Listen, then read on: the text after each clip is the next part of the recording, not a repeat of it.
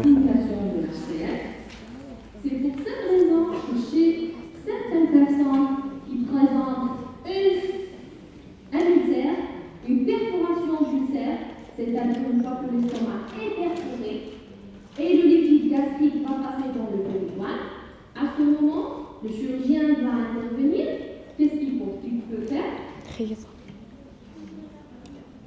coupe le bas. Tu coupes? Oui, il va couper le bas. On parle de vagotomie. Vagotomie, s'il coupe le bas, il va réduire la production de l'HCL.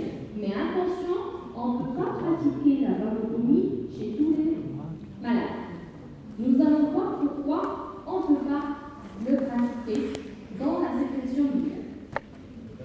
On peut se construire.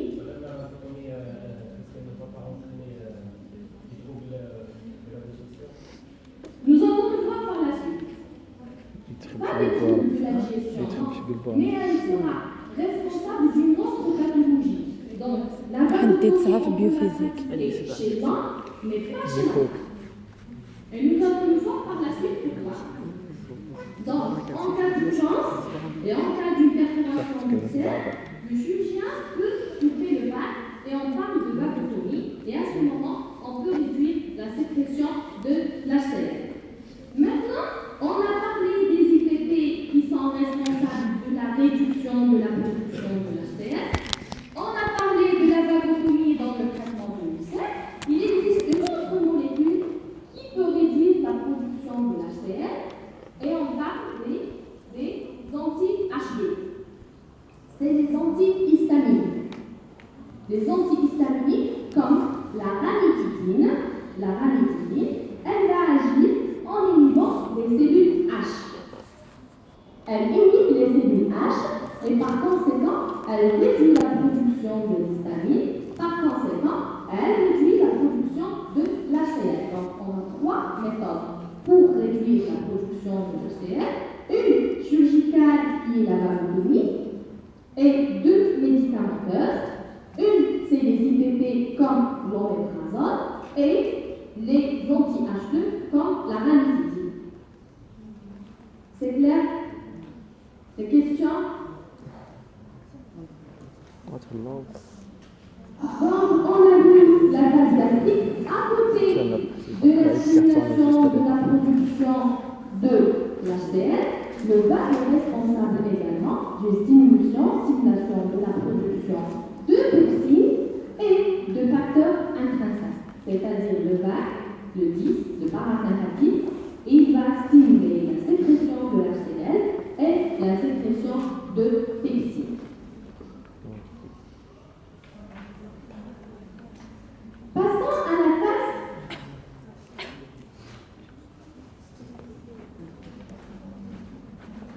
gastrique. On a vu la phase cérébrile, on passe à la phase gastrique. La phase gastrique, donc c'est l'estomac qui régule sa propre sécrétion d'HCL. Donc, qu'est-ce qui va se passer? Les aliments sont au niveau de l'estomac. L'aliment va exercer une pression sur les mécanorécepteurs. Donc, il y aura une distension de l'estomac. La distension de l'estomac, le but sera informé de la distension de l'estomac. Donc, il va répondre comment? La distension de l'estomac, elle va stimuler la libération de l'HCL. C'est-à-dire l'estomac va se dire, les aliments sont là, il va dire au cerveau, les aliments sont là, on a besoin d'HCL pour commencer la digestion. Le cerveau va répondre par le parasympathique qui va agir sur les cellules tendantes et sur les cellules G et il va stimuler la production d'HCL. Aussi, la présence de protéines. Les protéines, c'est des acides aminés. Donc, les protéines vont aussi stimuler la production de l'HCL par les cellules G. La cellule G va produire la gastine voie sanguine, c'est une hormone, et elle va stimuler les cellules portantes. Donc, deux facteurs, la distension de l'estomac et la présence de protéines qui va stimuler la cellule portante. Pourquoi la présence de protéines? Les protéines ne vont pas uniquement stimuler la production de l'HCl, mais aussi ils vont stimuler la production de pepsinogènes. Donc, les protéines au niveau de l'estomac vont stimuler la production des enzymes responsables de leur digestion et aussi ils vont les activer en stimulant la production d'HCl. Donc, ils vont stimuler la production de pepsinogènes, mais les pepsinogènes ne seront pas activés en pH. Donc, il faut la présence de l'HCl pour les activer. La distension de l'estomac, la présence des peptides vont stimuler la cellule portante, soit directement, soit par l'intermédiaire de la cellule G, qui va renforcer la libération de l'HCl. C'est clair? Ici, il y a aussi un rétrocontrôle. On a dit qu'il existe des cellules T au niveau de l'estomac qui sont responsables de la production de la somatostatine. La somatostatine, c'est un peptide libéré par la cellule T. Il est libéré quand le pH est inférieur à 3.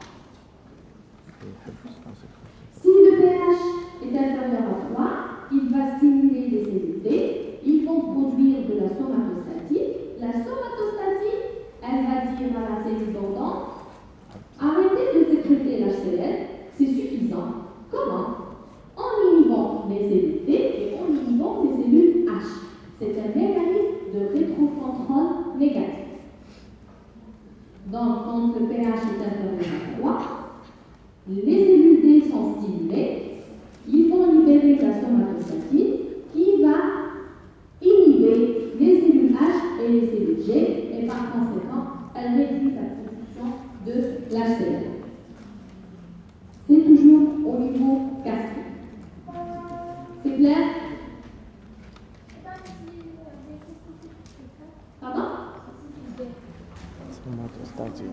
Les cellules D, ce sont des cellules responsables de la production de substances dites de la somatostatine. La somatostatine est importante dans la régulation de la production du pH. Donc le pH est inférieur à 3, elle est stimulée et elle va inhiber les somatostatine par des cellules D. Si le pH est inférieur à 3, c'est nécessaire pour inhiber la libération de l'HCl par stimulation de la cellule HCG. هما اللي يحبسوا الخدمة. هذا شنو كتب يحبسوا؟ كيستسوا الخدمة تحبس لي بورطون. داك ميمكنش كاين يعطيهم العطر ويخدم. راه نحب فاز الثالثة.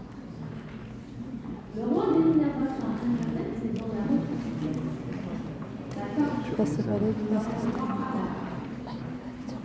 J'étais claire?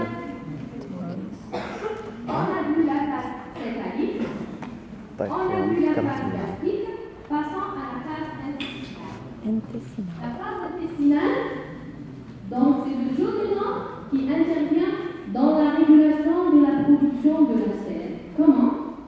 Quand le contenu gastrique arrive au niveau du duodénum. C'est un contenu acide. Il est acide.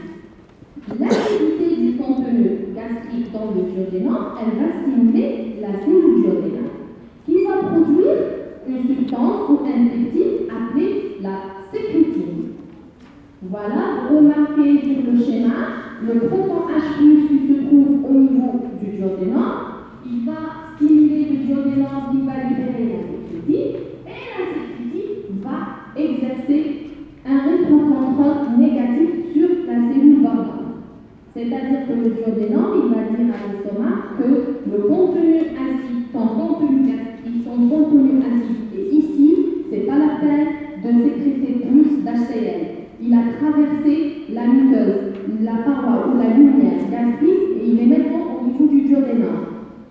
Dis chez moi. Ça, c'est premièrement la sécrétine. La CCK, c'est la cholécystokinine.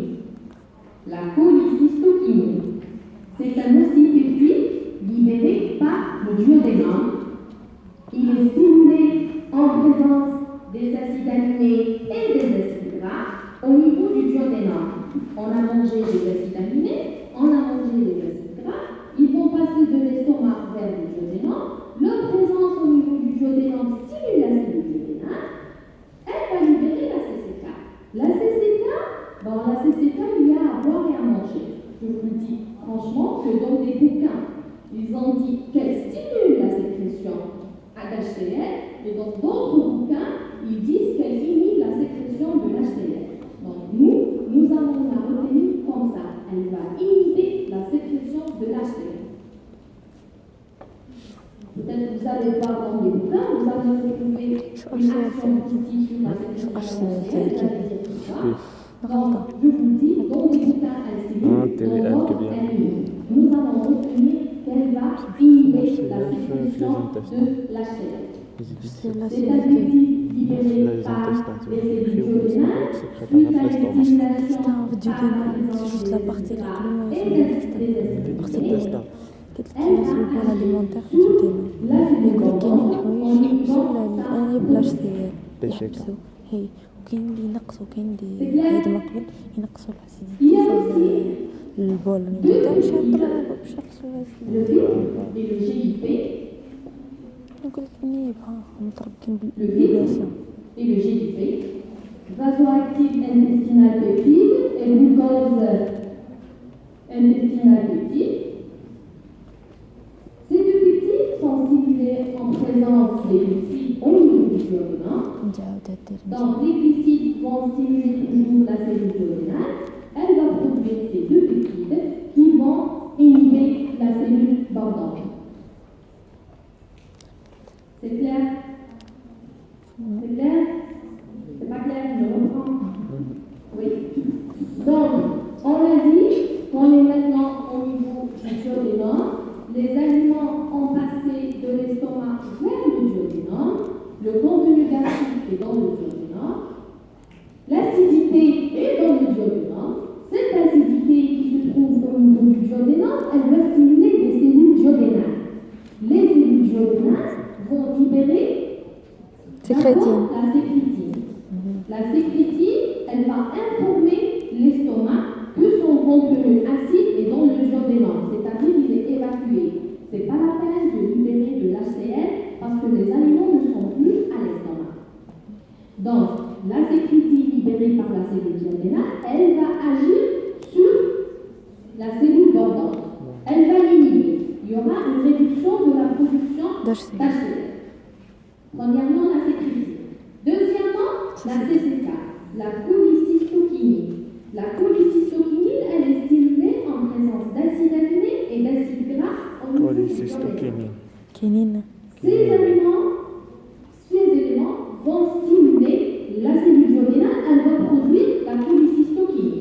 La cholécystokinine, elle agit sur les cellules bordantes. Si les protéines sont dans le duodénum, à quoi bon de sécréter l'HCl et de sécréter les glycines?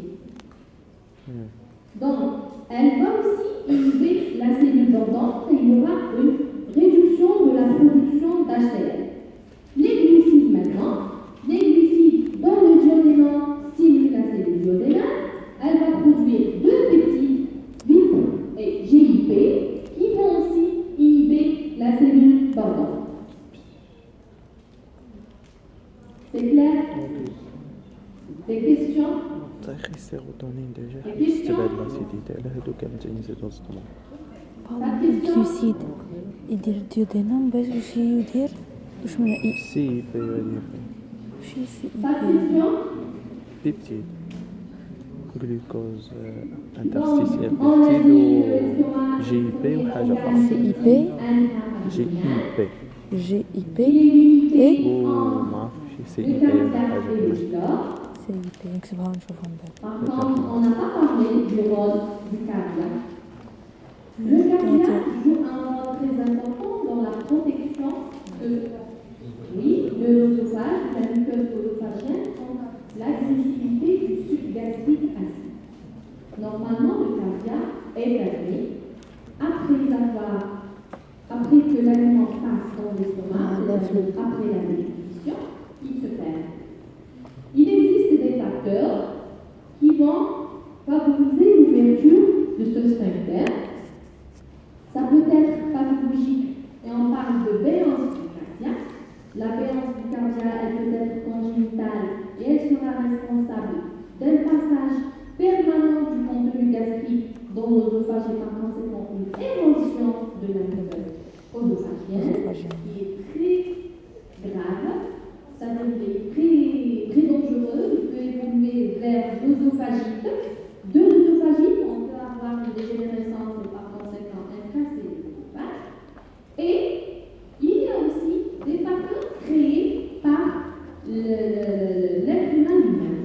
Les mauvaises habitudes, c'est le fait de parler en mangeant, il va avaler de l'air, donc il y aura cet air qui va ressortir de l'estomac par l'ouverture du cardia, donc il va favoriser l'ouverture permanente ou fréquente du cardia. Premièrement, deuxièmement, les boissons gazeuses, ils sont essentiels, ils sont également responsables de l'ouverture du cardia. Donc, pour les personnes qui ont un reflux gastro-œsophagien, il faut faire attention. Les sujets doivent faire une hygiène de vie. C'est comment faire une hygiène de vie.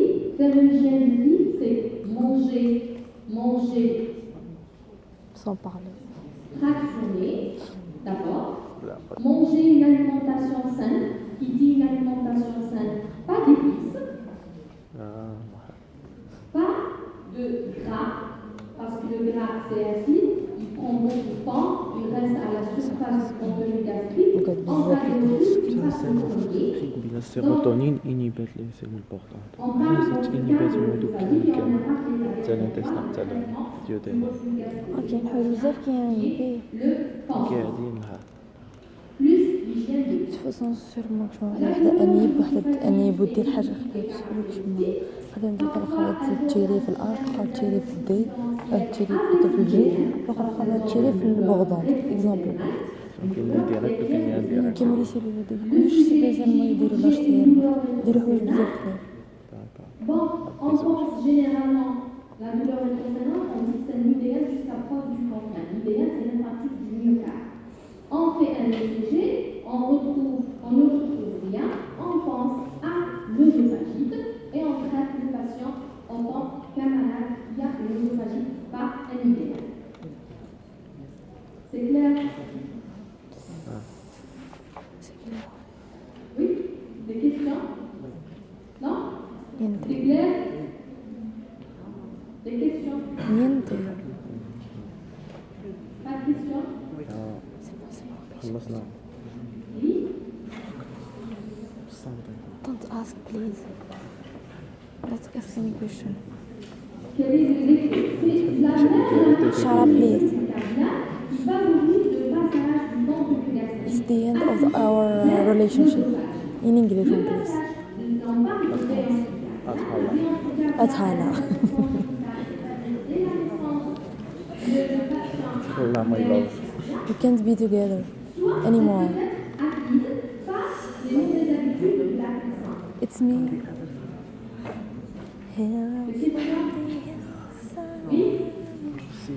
كده s'enregistrer اسمها راح تسوي. De la production au niveau de l'estomac, on a parlé de la production de la CL, on a parlé de la production de fustier qui joue un rôle très important dans l'activation, dans la dégradation des lipides, mais on n'a pas parlé du facteur intrinsèque.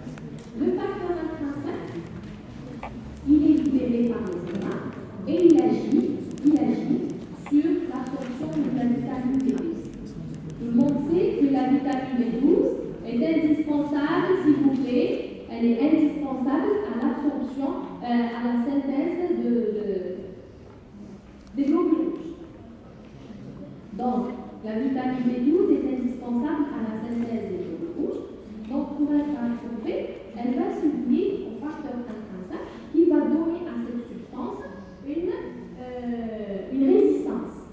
C'est-à-dire que le pH acide est une acidité très forte du contenu gastrique pour éviter la dénaturation de la vitamine B12. Elle va être fixée au facteur intrinsèque. Et elle sera transportée grâce au facteur intrinsèque jusqu'au niveau de l'uléon où elle sera absorbée. Chez l'uléon. C'est clair? Donc, le facteur intrinsèque est synthétisé par l'estomac.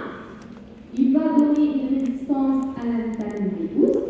Le complexe, vitamine B12, facteur intrinsèque, il sera véhiculé jusqu'au niveau de l'uléon où il va y avoir une absorption de la vitamine B12.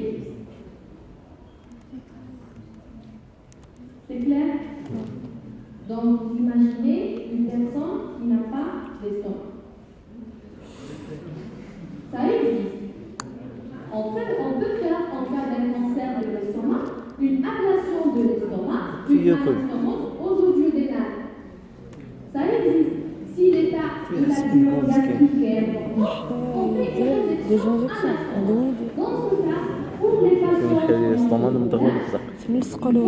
modifier carrément le mode de manger fractionné, il faut donner une supplémentation en... Donc ces sujets vont certainement développer. On parle de l'anémie pernicieuse, l'anémie de Biermer, elle est due à une carence en vitamine B12 par une carence en facteur intrinsèque responsable de l'absorption de la vitamine B12. Des questions? C'était clair? C'est fini. Pardon?